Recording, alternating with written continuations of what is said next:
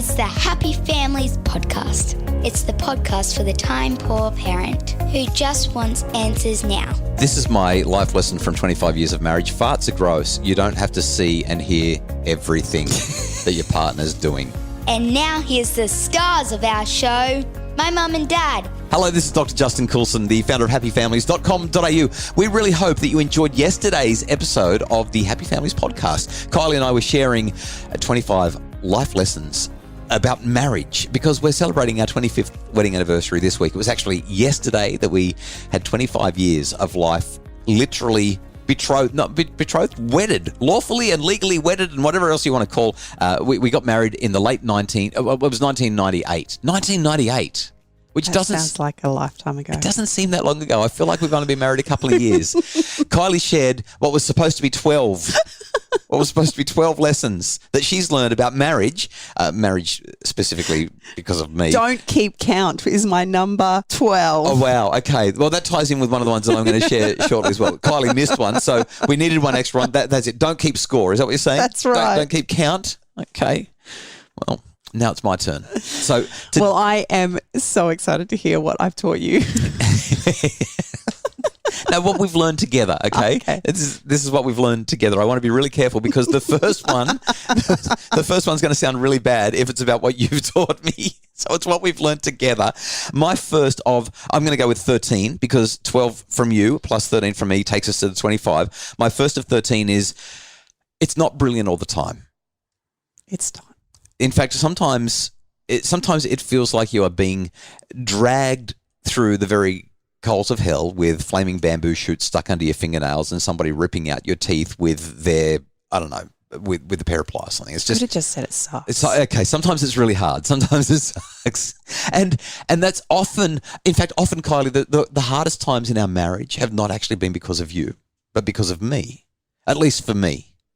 Does that make sense? I remember our very first conflict. We had been married, I reckon, for about 9 months before we ever had any kind of conflict. And we had our first blow up about 9 months in, and I just couldn't believe it. I thought, oh my goodness, this is it. This is what happens. This is the beginning of the end. It's all over. But that conflict, I still remember the fight that we were having ended up turning into I guess I turned it into a pity party about how pathetic I was. Because I felt so bad that we were having this fight, and I just knew that it was because of my inability to regulate and be selfless and all that kind of thing. But it's not always perfect. In fact, sometimes it's really hard, really horrible. You know, over the years we've had some really, really hard times, but no matter how hard it gets, the thing that I keep coming back to is that if I have to do hard, there's no one else I'd rather do hard with. You're the best. Seriously. I appreciate that so much. What's number 2? We're not the same people. We're not the same people. And sometimes we actually marry somebody and we try to turn them into who we are. We try to get them to want to be the same as us, to have our values, to share our interests and likes, to be us. And something that I have just loved about being married to you is you've let me be me. And you've also been completely satisfied in who you are as a person. As much as you've grown and developed and become so much better, you've been satisfied in your identity, your sense of self, and you've been okay to be you. And I feel like we've allowed one another to be ourselves. Does that make sense? Yeah, totally. For me, I see it a little bit differently. I think that while there has been a part of me that has been really happy to be me, there's also been another part of me that's tried to keep up with you for so long. And it's only been in the last couple of years that I've actually recognized that you need me to actually do the slow pace. It's not good when we're both a bit like me. Yeah. Because I'm a little bit... But it's taken me all these years to work that out. I thought my job was to actually keep up with you. My job is not actually to keep up with you. It's actually to slow you down so that you can have the downtime that you actually need. And as you're getting older, you're needing that more and more. What do you mean as I'm getting older? This is supposed to be a love fest. We're supposed to be talking about what we love about each other and you're telling me that I'm getting older. I mean, next thing you're going to point out my wrinkles or something. What's number 3? Okay, so our third one, a really simple one, the big values matter. So as much as we can be individuals and live our lives the way that sort of suits us, there are some things that really do matter a lot. And over the last 25 years, what I've discovered is if we can maintain harmony and be together on those big things, the other stuff doesn't need to matter as much. And so we've done, I think, a reasonably good job of getting clear on the biggest things that matter and being pretty relaxed about the other stuff. One of the things that I love from the memory box is when we first met, you were just incessant with your questions. We used to call them hypotheticals, and we'd sit in the car and you would just throw all of these hypothetical situations, events. I'm a curious guy. Yeah. At me as an 18-year-old kid, and you'd want to know what I thought was going to happen if we had 3 kids and one of them decided to leave home at 15, or they decided they were going to do drugs, or whatever it was. Yeah. There was these conversations that we had around what life would look like and what it could look like and how would I respond. And obviously, without having experienced any of those things, I had no idea. Yeah. But through the process of sharing what your thoughts were and what my thoughts were, we came to understand what our big rocks were, what our value systems were in relation to those things. And so when we got married, there were a lot of surprises along the way, and there was a lot of hard, like we've already said yesterday. But we already knew where we stood with them. And while some of our ideals have changed, our values have changed over time, what has been most important is that we've actually been able to change together. Yeah, and we've remained aligned on the biggest things, the things that matter the most. Was that number 3 or number 4? Number 4 is coming, and this is my life lesson from 25 years of marriage. Farts are gross. You don't have to see and hear everything that your partner's doing. I'm a really big believer in bathroom doors. I'm just putting it out there. That's number 4. We don't need to talk anymore about it. Some things doesn't matter if there's a door, my honey. Don't say things like that. We don't need to say anything else about that one. It's just a life lesson. We don't need to explore it. We don't need to dive any deeper. We're just going to move on to the next one. Okay, going to bed mad is okay. So there's that marriage advice that you get that you should never go to bed on an argument.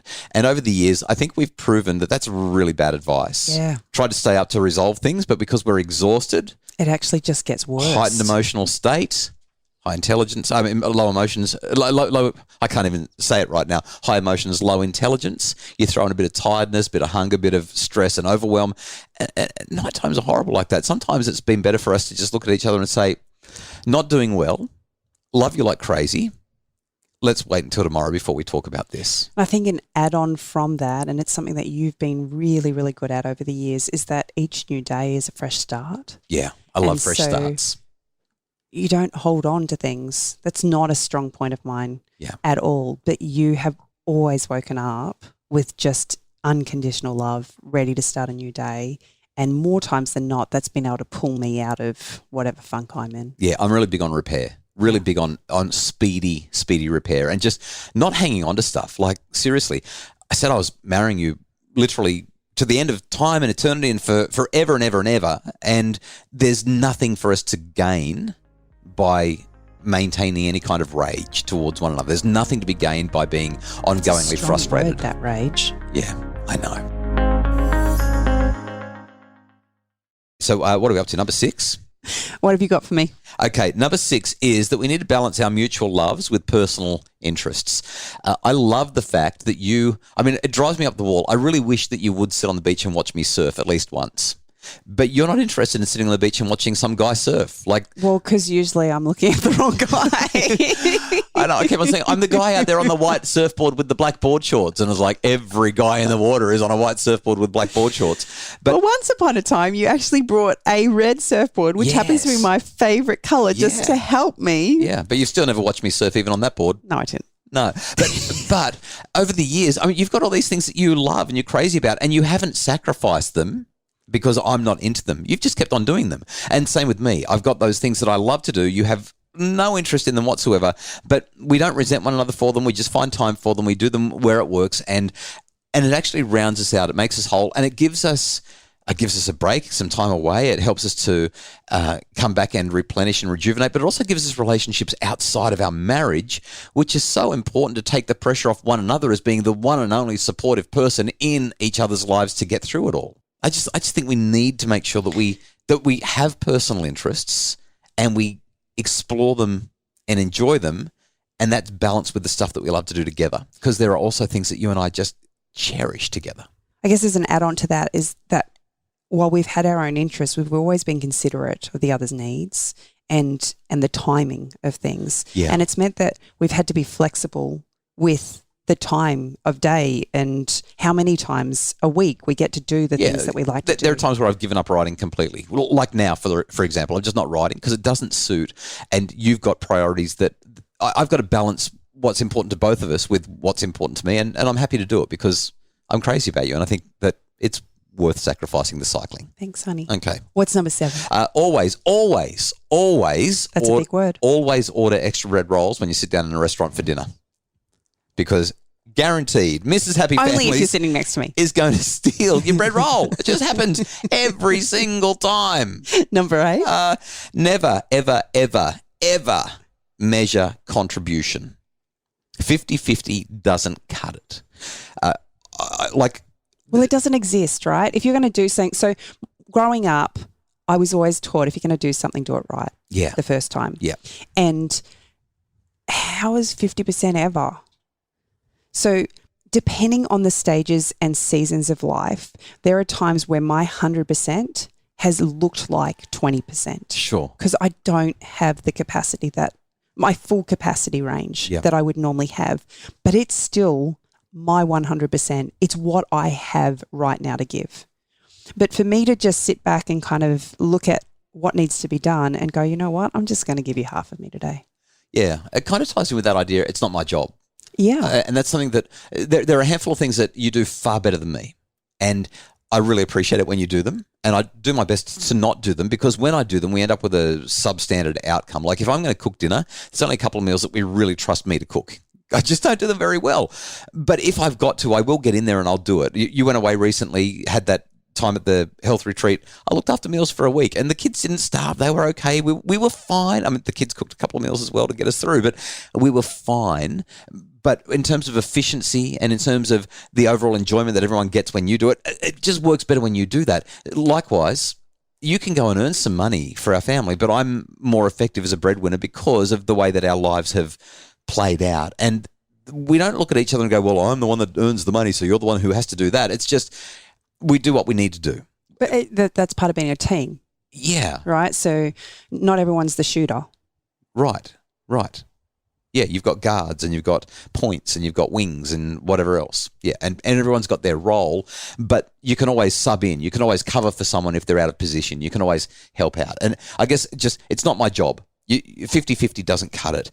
Never, ever, ever measure contribution. Number 10. No, we're up to number 9. Number 9. You rush me through. Yeah. Whoops. So number 9, based on our conversation yesterday, this will not come as a surprise to you. That I'm going to say that prioritising intimacy needs to be a really big, it really matters. Relationships that are devoid of intimacy, I think, well, they can be improved with that when we prioritise it and make sure that we've got a little bit of, close your ears, kids, sexy time. So I just think I'm putting that in there. It's number 9. We don't have to go any deeper if you don't want to. Let's just move on to number 10 unless you want to ask. You don't want to ask anything. Okay. Confirmation bias can be really strong. That's how we are as humans. We're wired to notice things that conform to what we already believe. That's confirmation bias. So let's talk about politics for a second. If I've got really strong political views to either the right or the left of centre, whenever anything happens that's in the news... Doesn't sound very romantic. I'll find a way to make sure that it confirms my already pre-existing political beliefs. And it's the same with our relationships. If I believe that you really are everything that I think that you are, just literally the most incredible, impeccable choice of a wife that I could have possibly made. If I believe that, and I do, that means that what I'm going to do is I'm going to find ways to confirm that. Not intentionally, but subconsciously. Everything you do is going to be a subconscious confirmation to me that my bias was correct. And if you do things that go against that confirmation bias, I'm usually going to become dismissive and say, oh, it was a one-off. That's not who Kylie usually is. That was an unusual circumstance. Confirmation bias is strong, and we need to make sure we use it to our advantage, because I've used the positive example of that, but it can also spin around the other way. It can become quite negative. And if you've got this bias in your mind that your partner's always a pain, they're always late, they're always tardy, they're always lazy, they're this, they're that, then you will start to notice those things as well. Just like yesterday, my last point was just about perspective and how it's, if we wrote the list of things we fell in love with and then we actually married it up with the things that drive us crazy, we'd probably find that those lists were very similar. You loved my energy, but I loved your energy. But you hate my loved energy. Your enthusiasm. You love my for life. curiosity. I loved your curiosity, and yet it just drives me insane so many times. And if I don't remind myself that they are the very things that drew me to you, they will literally drive me over the edge. So that's a combination of both reframing and confirmation bias. You're getting that bias confirmed, and now you've got to remember that was a good thing, not a bad thing. That's right. All right. Number 11 on my list is that no issue should ever be allowed to be bigger than the love that we share.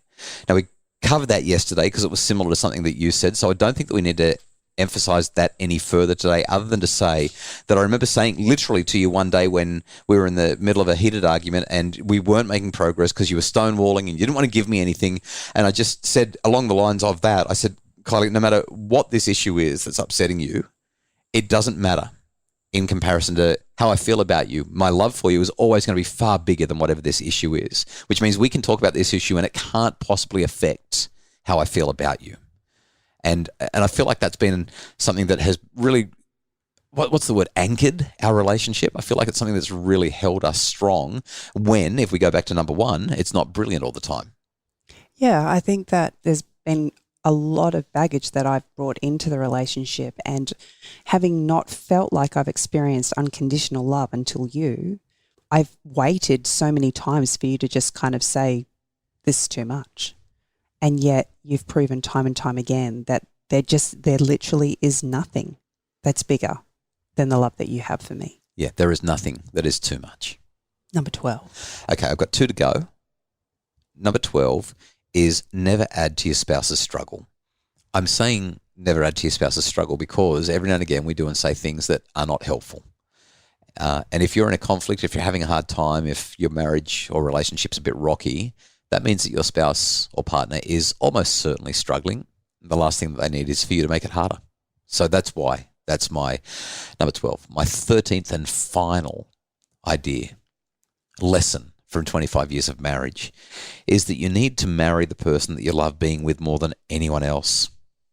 And then you've got to work super hard to keep it that way. And Mrs. Happy Families, there is no one, not a single person on the entire planet that I love being with more than you. And I'm going to keep on working to keep it that way. Happy anniversary. Thanks, my honey. The Happy Families podcast is produced by Justin Rulon from Bridge Media. Craig Bruce is our executive producer. We hope that you haven't minded the last 2 days of a little bit of personal indulgence as we've reflected on what makes marriages work, or at least what has made ours work, and the lessons that we've learned from it. Thank you so much for listening. We'd love to know what you think makes your marriage or partnership strong. You can email us podcasts@happyfamilies.com.au. And for more information about making your family happier, we'd love for you to join us in our Happy Families memberships. You can find all the information about the monthly, ongoing, calm, credible support that we give at happyfamilies.com.au.